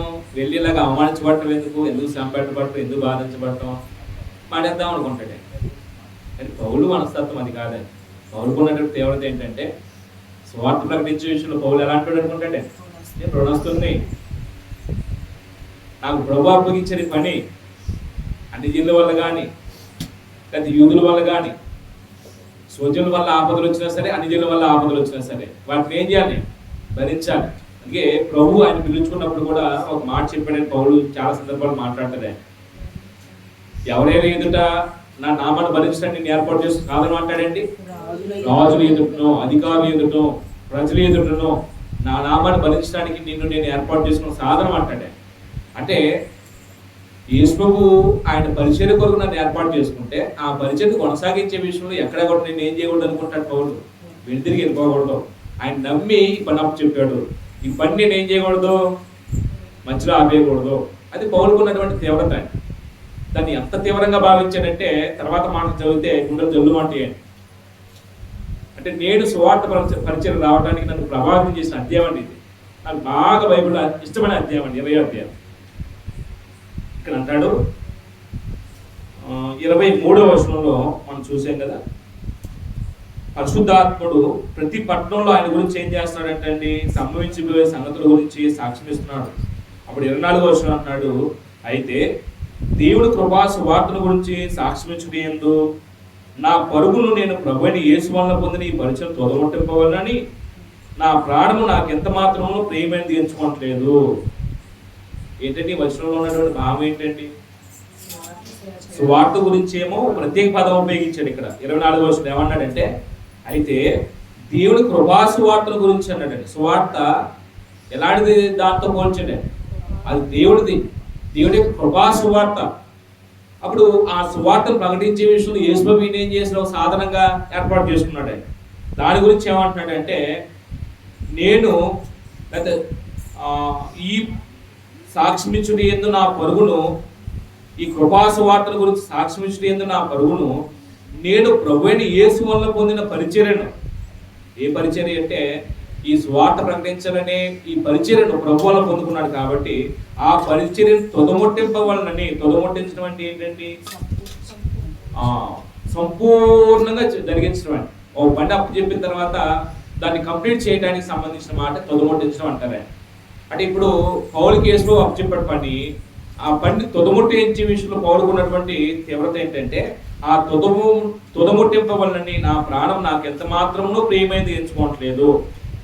ఆయన ప్రాణాన్ని ఏ మాత్రం కూడాను ప్రియమైనది ఎంచుకోవట్లేదు. ప్రియమైనది అంటే విలువైనదిగా చూడట్లేదు. దేని కొరకు ప్రాణాన్ని విలువైనదిగా చూడట్లేదు, సువార్త ప్రకటించే విషయంలో నేను నియమించబడ్డాను కాబట్టి ఈ నియమించబడినటువంటి పనిని తుదముట్టించే విషయంలో ఒకవేళ నా ప్రాణం పోయే పరిస్థితి వస్తే ప్రాణం కంటే కూడా సువార్త ప్రకటించడం ముఖ్యంగా భావించలే. అంటే ఇంకా చెప్పాలంటే ప్రాణం ముఖ్యమా సువార్త ముఖ్యమని పౌలు దగ్గరికి వస్తే ఏది ముఖ్యం అనుకున్నాడు పౌలు? పోతే ప్రాణం, ప్రకటిస్తే సువార్త. సువార్త ప్రకటించడానికి గొప్పది ఏమైంది? సువార్తికుడు ఇలాంటి డెడికేషన్ కలిగిన వాడిగా సేవ చేస్తే ఎంత సేవ జరిగిద్దండి. అంటే పౌలు అంత సమర్పణతో పనిచేయడానికి ఇప్పుడు మనకున్నటువంటి వ్యత్యాసం ఏంటంటే, పౌలు దేవుడి కృపను నమ్మినోడే, ఆ కృపను అనుభవిస్తున్న వ్యక్తి కాబట్టి ఆ కృపను ఎప్పుడు కూడా తృణీకరించకూడదు, దుర్ణయం చేయకూడదు. అది కృపాసు మాట నా దగ్గరికి వచ్చిందంటే అది కృపదలో వచ్చింది, నా యోగ్యతను బట్టి కాదు వచ్చింది. ఇప్పుడు ఆ సువార్త ప్రకటించడానికి దేవుడు నాకు ఏం చేశాడు? ఒక అవకాశం ఇచ్చాడు. ప్రభు నన్ను నమ్మి పని అప్పు చెప్పాడు. ఆ పనిలో నాకు ఎన్నో బంధకాలు వస్తాయి, ఆటంకాలు వస్తాయి. ఆయన ముందే చెప్పాడు, ఇదిగో వీళ్ళ దగ్గర నా నామాన్ని భరించాలి అని ప్రభు నన్ను బలపరిచాడు, నన్ను ధైర్యం చెప్పాడు. నాకు అర్థమైంది ఏంటంటే పౌలు అన్న మాటలో పౌలుకి తెలుసండి ఈ విషయాలన్నీ కూడా. అందుకే పత్రికలు చదువుతున్నప్పుడు కూడా ఆయన మాట్లాడుతున్నప్పుడు ఇప్పుడే నేను ప్రాణార్పణంగా పోయబడి ఉన్నాను అంటాడే. ఆయన జీవితంలో స్వార్థ ప్రకటించే విషయం రుణస్తులేనే కాదని తన ప్రాణాన్ని ఎలాగ అర్పించడానికి కోరుకుంటున్నాడంటే అర్పణంగా అర్పించిన దాన్ని ప్రాణార్పణంగా పోయబడిన దాన్ని తిరిగి వెనక్కి తీసుకునే పరిస్థితిలో ప్రాణాన్ని సమర్పించడానికి సిద్ధపడిన వాడండి. బ్రతుకుడికి ఇస్తే చావైతే లాభం అన్నాడే. చావుని ఎవరు లాభంగా ఇస్తున్నాడు? బతికినటువంటి వ్యక్తి స్వార్థ ప్రకటించే విషయంలో ప్రాణం పోయినా సరే నాకు విలువైనదిగా భావించాడు పౌరుడు. అంటే ఇటు పోయినా ఆయన బంధకాలు ఎదురవుతున్నాయి. ఆ బంధకాల్లో కూడా స్వార్థ ప్రకటించే విషయంలో ఆయన ఎలా భావించడంటే అది భాగ్యం అనుకున్నాడే. అంటే మనలో ఒక్కరోజన్నా కనీసం అలాంటి దేవుడు ఉంటే, మన ప్రాణం కంటే స్వార్థను ఎక్కువ ప్రేమించిన వారు అయితే ఒకరోజున మనం అంత దేవుడు పని చేస్తే దేవుడు కూడా చాలా బాగా ఘనంగా జరిగిద్ది. అంటే సంఘాల్లో ప్రస్తుతం ఇలాంటి సమర్పణతో పని చేయగలిగిన ఎంతమంది ఉన్నారండి. మనం లోకాన్ని ప్రేమిస్తాం, సువార్త తక్కువ చేస్తాం. డబ్బులు ప్రేమిస్తాం, సువార్త తక్కువ చేస్తాం. బంధువులు ప్రేమిస్తాం, సువార్త తక్కువ చేస్తాం. అన్నిటిని ప్రేమిస్తాం, కానీ దేవుడు అప్పగించిన పనిని మాత్రం తక్కువ చేస్తాం. అంటే పౌలు ఎప్పుడు సువార్తను ఎక్కడైనా ఏ సందర్భంలో తక్కువ చేశాడండి? పౌలు ఎప్పుడు తక్కువ చేయలేదండి. అందుకే అంటాడు తుదముట్టింపవలన నా ప్రాణం నాకు ఎంత మాత్రం ప్రేమైంది ఎంచుకోలేదు. ఎప్పుడు కూడా నా ప్రాణాన్ని ఏం చేయలేదే, ప్రేమించుకోలేదే. కొంచెం అసౌకర్యం కలిగిన మనం ఏం చేస్తాం అనుకుంటాం. అంటే మన పరిస్థితి ఏంటంటే ప్రాణాన్ని ప్రేమించినందుకు స్వార్థను ఏం చేయలేని పరిస్థితిలో ఉన్నామంటే ప్రేమించలేని పరిస్థితి. ఇది మనం అనుకుంటాం సంఘంలో స్వార్థికి చేయవలసిన పని లేదు, పౌరు స్వార్థికి కాబట్టి ఆయన అన్నాడు స్వార్థికి చేయాలనుకుంటాం. స్వార్థి కాదండి. ప్రతి క్రైస్తవుడు స్వార్థను ప్రేమించేవాడు ఏం చేస్తాడంటే స్వార్థ పరమానికి ప్రకటించడానికి సాధనగా పనిచేస్తాడు. 25వ వచనం అంటున్నాడు, ఇదిగో దేవుని రాజ్యం గురించి ప్రకటించు, నేను మీ మధ్య సంచరించుచుంటుని, మీరు ఎవరిని మీద నా ముఖం చూడని నాకు ఇప్పుడు తెలియదు. అంటే ఏం ప్రకటించాడంటే వాళ్ళ మధ్య దేవుని రాజ్యం గురించి ప్రకటించాడు. అంటే దేవుడు రాజు అనే విషయం మనిషికి తెలియాలి. అంటే మనం బాప్తిస్మం పొందుతున్నప్పుడు ఏ అధికారం నుంచి ఏ అధికారానికి వస్తున్నాం? సాధారణ అధికారంలో ఉన్నటువంటి మనము దేవుడి వైపుకి వస్తున్నాం, దేవుడి అధికారం కిందకి వస్తున్నాం. లోకంలో ఉన్న మనము క్రీస్తు యొక్క అధికారం కింద, క్రీస్తు యొక్క పాలనలోకి వస్తున్నామండి. కాబట్టి బాప్తిస్మం పొందుతున్న వ్యక్తికి దేవుని రాజ్యం అనే అంశం స్పష్టంగా అర్థం కావాలి. ఎందుకు పొందాలి? లేకపోతే దేవుని రాజ్యం గురించి తెలియకపోతే ఏ రాజ్యంలో ఉన్నానో తెలియకుండా ఏ రాజ్యంలోకి వస్తాడంటే అతను. కాబట్టి ఈ అవగాహన పౌలు అక్కడ ఉన్నటువంటి వారికి బోధించిన విషయాన్ని జ్ఞాపకం చేస్తున్నాడు. ఇప్పుడు మనకు అక్కడ సూత్రం ఏంటంటే దేవుని రాజ్యం గురించి ఒక వ్యక్తి స్పష్టంగా ఏం చేయబడాలని, ప్రకటించబడాలని. ఇప్పుడు దేవుని రాజ్యం గురించి ప్రకటించు, నేను మీ మధ్య సంచరించుచుంటుని. అంటే ప్రతి కుటుంబంలో కానీ ప్రతి మీటింగ్లో, పబ్లిక్ మీటింగ్లో కానీ పౌలు ఏం చేసేవాడండి? దేవుని రాజ్య సమాచారం చెప్పేవాడండి. తురనటువంటి పాఠశాలలో చెప్పాడు లేదా, సమాజ మందిరంలో చెప్పాడు లేదా. అంటే ఇలాగా దేవుని రాజ్యం అనే అంశం గురించి వాళ్ళకి స్పష్టంగా చెప్పినప్పుడు వాళ్ళు చాలా మంది దేవుని యొక్క అధికారంలోనికి వాళ్ళు చేర్చబడ్డారు. అప్పుడు ఒక బాధాకరమైన సంగతి చెప్తారు. చూడండి అక్కడ ఏమంటాడంటే పౌలు, ఇప్పుడు యూదునేమో గొడవ చేస్తున్నాడు, ఇప్పుడు ఆయన యెరూషలేముకి వెళ్తున్నాడు. పరిశుద్ధాత్ముడు ఇలాగ నీకు శ్రమలోంటి అని చెప్తున్నా సరే ఆయన ఏం చేస్తాను, ధైర్యంగా యెరూషలేము వెళ్తాను, అక్కడ కొంతమంది ప్రార్థిస్తాను, పోతే ప్రాణం పోయి చంపేస్తాను అని ధైర్యంగా చెప్తున్నాడు. అప్పుడు చచ్చిపోతే ఇంకేం చూస్తారా? చూడరండి. అందుకు ఇక మీద నా ముఖం అన్నట్టు మీరు చూడరు, ఆ విషయం చెప్తున్నాడండి. ఏమంటున్నాడంటే పౌలు 26వ వచనంలో, కాబట్టి మీలో, నేను దాటి వచ్చాను 25వ వచనంలో, మీలో ఎవరిలో ఇక మీదట నా ముఖం చూడండి నాకు ఇప్పుడు తెలియను. అంటే ఇది ఎందుకు అంటున్నాడండి? పరిశుద్ధాత్ముడేమో నీ కలిగే ఆటంకాలు ఇవి, నీ కలిగే శ్రమలు ఇవి, ఇలా బంధించబడతామని ప్రతి పట్టణంలో సాక్ష్యం ఇస్తున్నాడే. ఈయన మరణానికి ఎదురెళ్తున్నాడు. ఒక మాట చెప్పాలంటే చావుకి ఎదురెళ్తున్నాడే. అప్పుడు ఈయన యూదులు కుట్రపడి చంపేస్తారు. మళ్ళీ యెరూషలేము నుంచి ఇక్కడికి వస్తాడా? చనిపోయిన తర్వాత ఇక రాదు. అంటే ఈయన ముఖాముఖిగా చూసే పరిస్థితి ఉండదండి. ఆ సిచ్యువేషన్లో నిజంగా అక్కడ ఉన్న ఆడియన్స్ మనసు ఎలా ఉంటుంది? వాక్యం చెప్పిన వ్యక్తి చచ్చిపోతున్నాను నేను, ఇక నా ముఖం చూడనంటే ఎలా ఉంటుంది? ఆడియన్స్ మనసు ఎలా ఉంటుంది? వాళ్ళ హృదయం అంతా దుఃఖంతో నిండుతాయి, చాలా వేదనలు వస్తాయి. ఎందుకంటే ఇంత వాక్యం చెప్పిన ఆయన మాకు కనబడరా, మేము చూడమా అని దుఃఖంతో చాలా వేదన వస్తారు. దురదృష్టమో మరి దౌర్భాగ్యం తెలియదు కానీ చాలా సంఘాల్లో జరుగుతున్నటువంటి ఒక చెడ్డ సంస్కృతి ఏంటంటే ఆ స్వార్థి ఎప్పుడు చచ్చిపోతాడో ఆ స్థానం ఆక్రమించాలని చూసేవాళ్ళు ఉన్నారండి. ప్రస్తుతం స్వార్థి చావులు కోరుకునే వాళ్ళు ఉంటారండి. తెలుసండి మీకు? స్వార్థి చచ్చిపోతే మా ఆయన అక్కడ వస్తాడు, లేకపోతే మా తమ్ముడు అక్కడ వస్తాడు, లేకపోతే మా అన్న అక్కడికి వస్తాడు, లేకపోతే మా బావ అక్కడికి వస్తాడు, ఆ సంఘాన్ని వెళ్తాడు. అంటే స్వార్థి చచ్చిపోతే బాగుండు అనుకునే వాళ్ళు చాలా మంది ఉంటారండి. అది మరి ఎక్కడ సాంప్రదాయమో ఎక్కడ సంస్కృతి నాకేం తెలియదు. స్వార్థి చావులు కోరుకుంటారండి కొంతమంది. వాళ్ళు చస్తే బాగుండు, ఆక్రమించేద్దాం. ఏం ఆక్రమిస్తాడండి? ఏం బయటకెళ్తాడండి ఆక్రమించి? ఒకవేళ ఆ స్వార్థి జీతం తీసుకుంటాడేమో, ఆ జీతంతో పరలోకి వెళ్ళిపోతాడు కదండి. ఎంతమంది బతికెత్తాడండి ఆయన?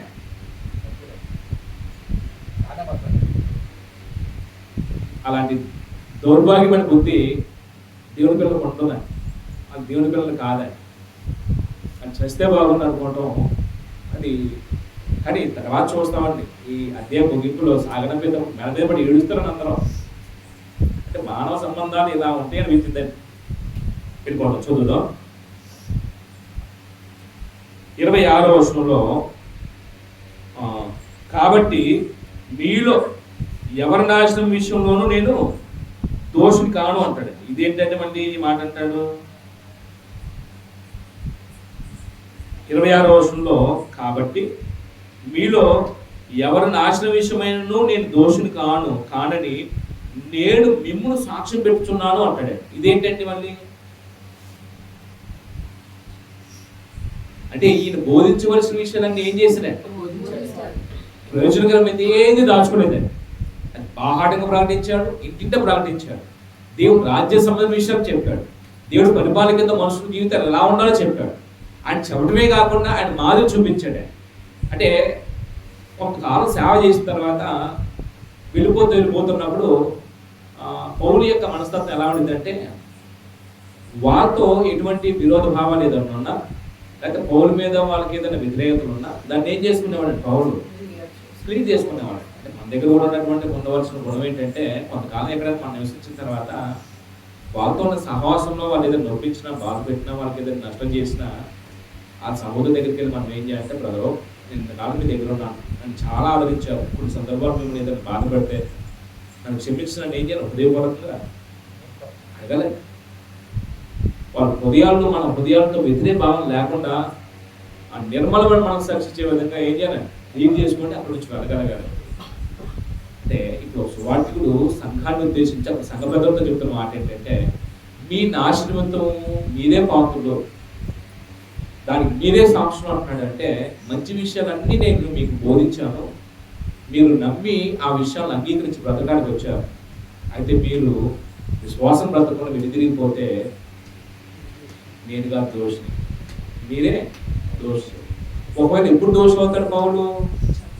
చెప్పకుండా దాచిపెడితే వాళ్ళు బ్రతకలేరు. రెండు సరిగ్గా మాది చూపించలేకపోతే వాళ్ళు బ్రతకలేరు. ఈ రెండు కారణాల చేత పౌలా నువ్వు మాకు చెప్పలేదు, మేము బ్రతకలేదు, నువ్వు ఇలాంటి చెత్త మాదిరి మాకు చూపించావు కాబట్టి మేము బ్రతకలేదు, మేము నాశనం అయిపోయాం, నువ్వే మా మీద అంటే మాకు వ్యతిరేక మా నాశనం నువ్వే కారకుడు అని వాళ్ళు అభియోగం అవుతారండి. అలాంటి ఛాన్స్ ఇచ్చాడు పౌలు. అంటే సువార్త ఎంత క్లీన్గా ఉండాలంటే, వాక్యం బోధించే మనుషులో క్లీన్గా ఉండాలి, బ్రతుకు విషయంలో కూడా వేషధారణ ఉండకూడదు సువార్త దగ్గర. అంటే నాయకుడు ప్రజలు కట్టేవాడు వేషధారు అయితే సంఘాలు కూడా ఎలా తయారవుతాయి అంటే వేషధారుగా తయారవుతారండి. పౌలు దగ్గర అది మనం చూస్తామండి. పౌలు ఎప్పుడు నటన వధించలేదే, నటించాడని ఎక్కడన్నా పౌలు మేము అవునని చెప్పి కాదని ప్రవర్తించలేదు అంటాడే. మా సువార్త మేము అవునని చెప్పి మా ప్రవర్తన కాదంటే మేము ప్రవర్తించలేదు, అది మీరే సాక్షులు అంటాడండి పౌలు. అంటే అంత ప్లేన్గా ఒక సువార్తలో ఉండగలగాలి. అప్పుడు ఇంకో విషయం చెప్తున్నాడు, అదేంటంటే 27వ వచనంలో, దేవుడి సంకల్పం అంతయు మీకు తెలుపుకుండా నేను ఏమీ దాచుకోలేదు. అది కూడా మళ్ళీ చెప్తున్నాడు, ఏమీ దాచుకోకుండా కంప్లీట్గా దేని గురించి చెప్పాడంటే దేవుడి సంకల్పం అంతయు నేను ప్రకటించుకుంటే ఏమీ దాచుకోలేదు అంటాడే. అంటే ఒక విశ్వాసిగా ఒక వ్యక్తి జీవితం ప్రారంభించాలంటే, క్రైస్తవుడిగా తన జీవితం ప్రారంభించబడాలంటే ఏం ప్రకటించబడాలి ఈ వచనాన్ని బట్టి అంటే, మనం అర్థం చేసుకోవాల్సింది దేవుడి సంకల్పం అంతా ప్రకటించబడాలి. ఆ దేవుడి సంకల్పంలో అంటే దేవుడి సంకల్పాన్ని గురించి పాటించినప్పుడు ఏవే విషయాలు అంటే దేవుడి సంకల్పంలో నెంబర్ 1, దేవుడి సంకల్పంలో మానవుల పట్ల దేవుడు ఎలాంటి సంకల్పం చేసినట్టు అంటే మనందరినీ యేసుప్రభు ద్వారా, యేసుక్రీస్తు ద్వారా దేవుడు మన కుమారుగా స్వీకరించాలని కోరుకుంటున్నాడు. ఎప్పుడు చేసిన సంకల్పం జగత్ పునాది వేయబడుకుని సంకల్పించాడు. పరిశుద్ధ నిర్దోషుల కుమారులు కూడా దేవుడు సంకల్పించాడు. జగత్ పునాది వేయబడి క్రీస్తులో మనల్ని ఏర్పాటు చేసుకున్నాడు. అది ఆయన సంకల్పం. అయితే వాస్తవానికి దేవుడు ఆయన పోలికలు మనం సృష్టించుకున్నప్పటికీ ఆయన సంకల్పాన్ని నిరాకరించి అవిధేయులమై ఆయనలా బ్రతకవలసిన మనము మన శరీరం యొక్క మనసు యొక్క వ్యర్థతను నడుచుకున్నామండి. స్వాభావిక ఎవరి గురించి వెళ్ళిపోయాం, దైవోగ్రతకు పాత్రలు అయిపోయాం. ఆ దైవోగ్రత నుంచి తప్పించడానికి దేవుని యొక్క సంకల్పంలో మానవుని యొక్క విమోచన కొరకు ఆలోచించాడు ఆయన సంకల్పం. ఎవరండి విమోచకుడు? యేసుక్రీస్తు వారి యొక్క బలిని గురించి దేవుడు నిర్ణయించాడు. అంటే మన ఉనికి లేనప్పుడే మనల్ని యేసుక్రీస్తు వారి కుమారుగా స్వీకరించాలని కోరుకున్నాడు. నరుడనే ఉనికి లేనప్పుడే నరుని యొక్క విమోచన కొరకు క్రీస్తు యొక్క బలిని ఏం చేశాడు దేవుడు నిర్ణయించాడు. ఈ క్రీస్తు యొక్క బలిని మనుషులు అర్థం చేసుకొని ఆయన యొక్క బలియాగం వల్ల రక్షించబడటానికి దేవుడు ఒక బోధన ముందే సంకల్పించాడు. అనాది కాలంలో దేవుడు ఒక బోధని సంకల్పించాడు. అది పరిశుద్ధ ప్రవక్త ద్వారా అపోస్తలులకు చెప్పాడు. అపోస్తలు బోధ అన్నారండి. అలాగనే దేవుడు నిత్య జీవాన్ని గురించి అనాది కాలంలో మనకి ఏం చేశాడు? వాగ్దానం చేశాడు. అంటే ఆయన సంకల్పానికి సంబంధించిన విషయాలు, నిన్ను గురించి, నీ మోసం గురించి, అలాగనే నువ్వు మోచించబడిన తర్వాత ఉండవలసిన వాతావరణ సంఘాన్ని గురించి దేవుడు ఎప్పుడు డిజైన్ చేశాడు. మనిషికి దేవుని సంకల్పం స్పష్టంగా ప్రకటించబడితే మనుషులు ఇన్ని విశ్వాసాలు ఏర్పడవండి, ఇన్ని గ్రూపులు ఉండవండి. మళ్ళీ ఎందుకు వస్తాయి ఇన్ని గ్రూపులు? బైబిల్ ఒకటైనప్పుడు దేవుడి సంకల్పం స్పష్టంగా మనుషులకి ఏం చేయబడట్లేదా? ప్రకటించబడట్లేదా? దేవుడి సంకల్పం మార్పు చెందందా? మళ్ళీ కుమారుగా స్వీకరించాలి. ఎవడు మారుస్తాడండి? మార్చగలమండి మనం? మన దేవుడు అనాది కాలం నిర్ణయించాడు. యేసు ప్రభు ద్వారా మనం కుమారుగా స్వీకరించాలని. క్రీస్తు యొక్క బలిని దేవుడు ముందుగా నిర్ణయించాడు. ఆ బలియాగం ద్వారా విమోచించబడిన వారందరూ పరిశుద్ధుల సంఘం అన్నాడే. ఆ సంఘాన్ని గురించి దేవుడు ముందుగా నిర్ణయించాడు. ఆ సంఘంలోకి రావడానికి పిలుస్తున్నాడు దేవుడు. ఆ పిలువబడిన వారిని సంఘం అన్నప్పుడు దేవుడు దేని ద్వారా పిలుస్తున్నాడు? స్వార్థ ద్వారా. ఆ స్వార్థని ఎప్పుడు నిర్ణయించాడు? దేవుడు జగత్ పునాది వేయబడి నిర్ణయించాడు. ఆ స్వార్థ విధేలే సంఘంలోకి వచ్చి మరణ వరకు నమ్మకంగా ఉన్న వాడికి నిత్య జీవాన్ని దేవుడు అనాది కాలంలో ఏం చేసినాడు? వాగ్దానం చేసినాడు. అబద్ధం ఆడిన స్వభావం కలిగిన వాడు ఆ దేవుడు. అది ఆయన సంకల్పంలో ఉన్నటువంటి దాగి ఉన్న విషయాలు. అంటే ఈ విషయాలు స్పష్టంగా మనుషులకి ఏం చేయబడాలి? అసమానం ప్రభుని నమ్ముకోండి, మీ కష్టాలు పోతాయి. ప్రభుని నమ్ముకోండి, అప్పులు పోతాయి. ప్రభుని నమ్ముకోండి, మీ పిల్లల పెళ్ళిలో అవుతాయి.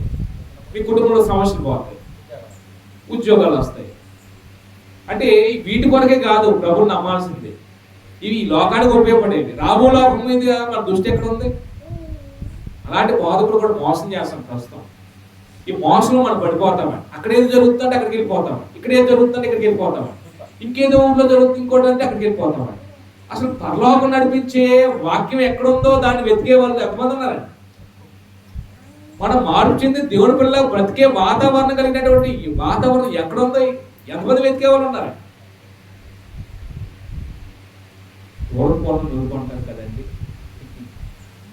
ప్రస్తుతం మనుషులకి స్పష్టంగా అలాగనే ఉందని పరిస్థితి. సత్యమనికి బహు దూరంగాను బహు లోతుగాను ఉన్నది అంటాడే. మనుషులు కొన్ని సందర్భాల్లో మనం ప్రకటించబడుతున్న విషయాల గురించి మనకు అందోళన అనుకుంటారు. రైట్, చివరిగా ఇంకో మాట చెప్తారు. అప్పుడు 28వ వర్షంలో మాట చెప్పాడు. 28వ వర్షంకి వచ్చిన తర్వాత దేవుడు అనే మాటకి గుర్తుంటే ఏమంటే ప్రభు అన్నాడు. ప్రభు తన స్వరక్తమిచ్చి సంపాదించిన తన సంఘమును కాయుటకు పరిశుద్ధాత్మ మేము దేని యందు అధ్యక్షులుగా వచ్చునో ఆ యావత్ మందను గురించి మీ మట్టుకు మీరును, లేకపోతే మీ మట్టుకు మిమ్మల్ని గురించి జాగ్రత్తగా ఉండండి. ఇప్పుడు పౌలు ఎవరితో మాట్లాడుతున్నాడు? ఈ మాటలో సంఘ పెద్దలతో మాట్లాడుతున్నాడు. అది మర్చిపోకూడదు. ఆడియన్స్ అక్కడ సంఘ పెద్దలు. ఈ సంఘ పెద్దల్ని ఇంకో పేరుతో పిలిచాడండి. ఇక్కడ ఏ పేరుతో పిలిచాడు? ఇక్కడ కాయుటకు. వాళ్ళు చేసే పని అది. సంఘాన్ని కాసే కాపరి పాస్టర్ అక్కడ పోయిన వారు మనం చెప్పుకున్నాం. షపర్డ్ అనే పదం ఉపయోగించాడు.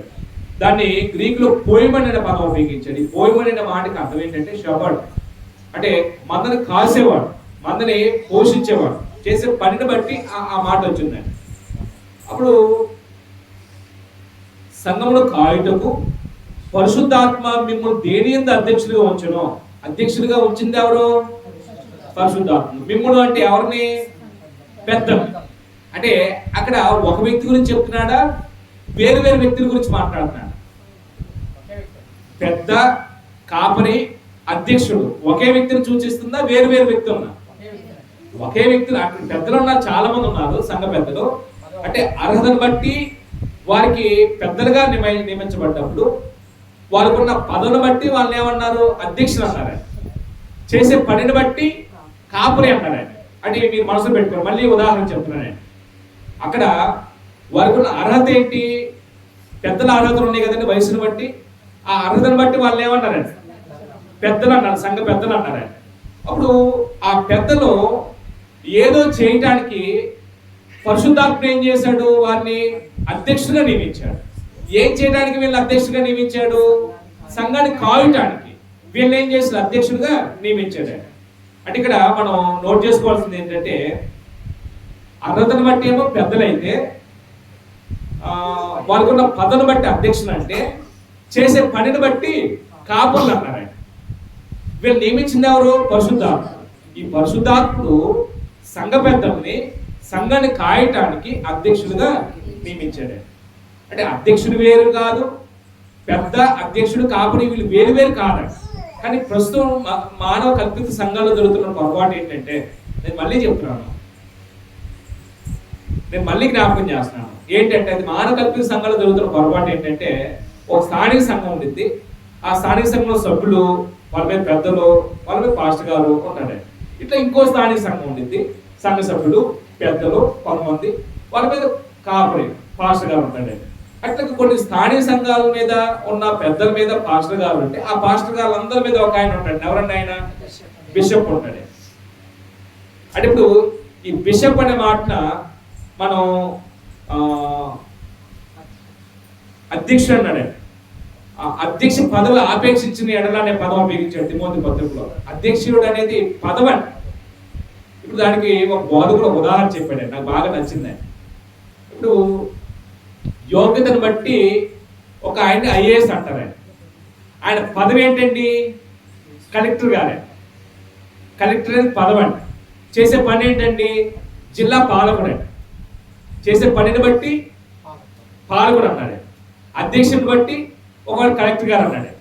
అంటే ఆ పదవి హోదాను బట్టి అక్కడ క్వాలిఫికేషన్ అంటే అర్హత ఏంటి?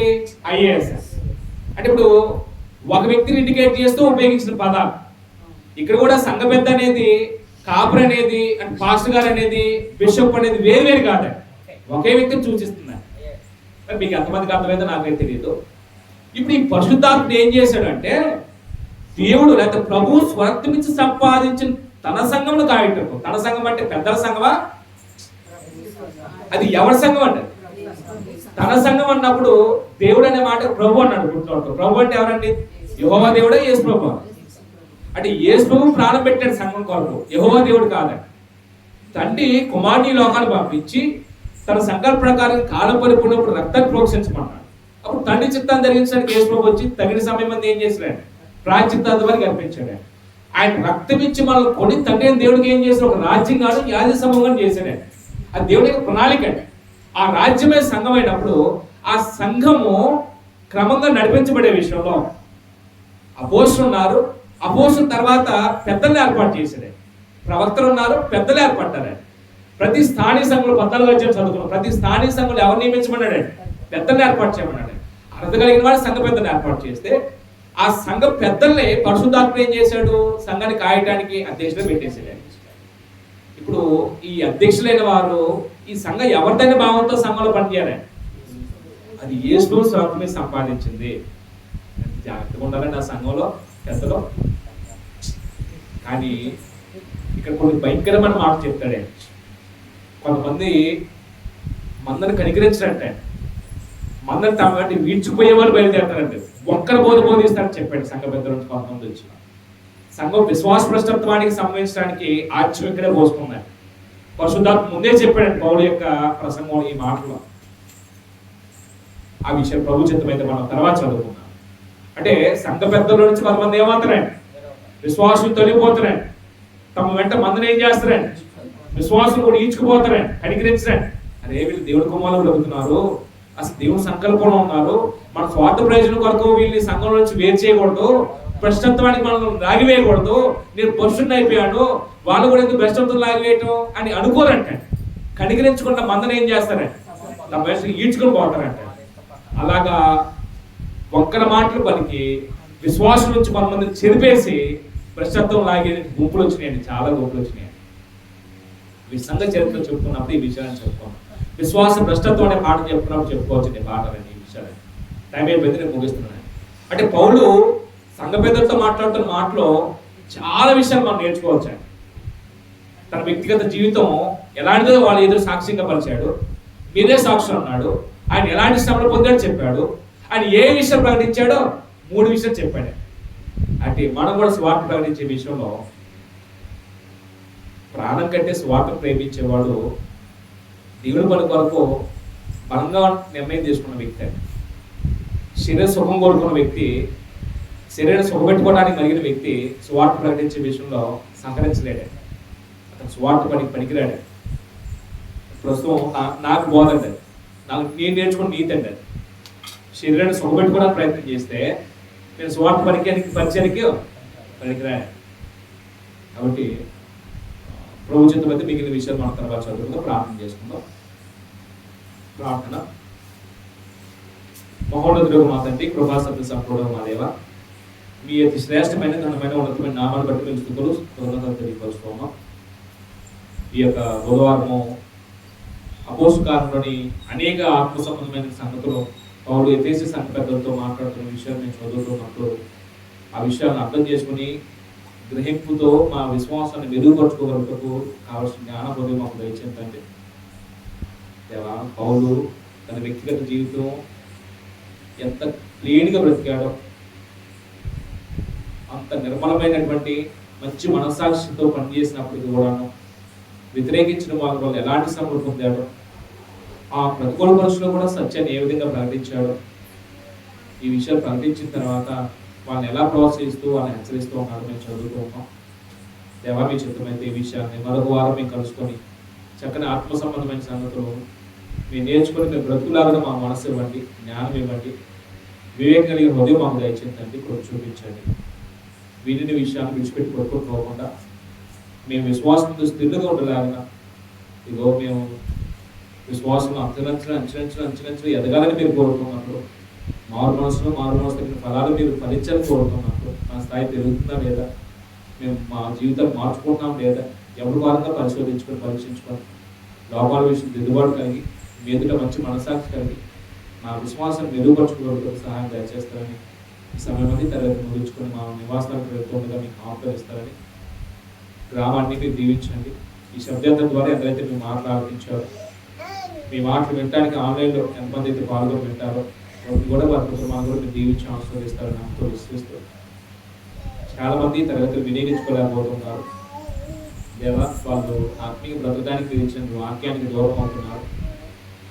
వారు వాక్యం పట్ల ఆసక్తి కలిగి నేర్చుకుంటూ వారు బ్రతికేందుకు నిర్ణయాలు తీసుకునే విషయంలో జ్ఞానం దయచేస్తారు. అందుకు ఈ మనము యేసుక్రీస్తు నామమున ప్రార్థిస్తున్నాం. ప్రభు నామం మీ అందరికీ వందనాలండి.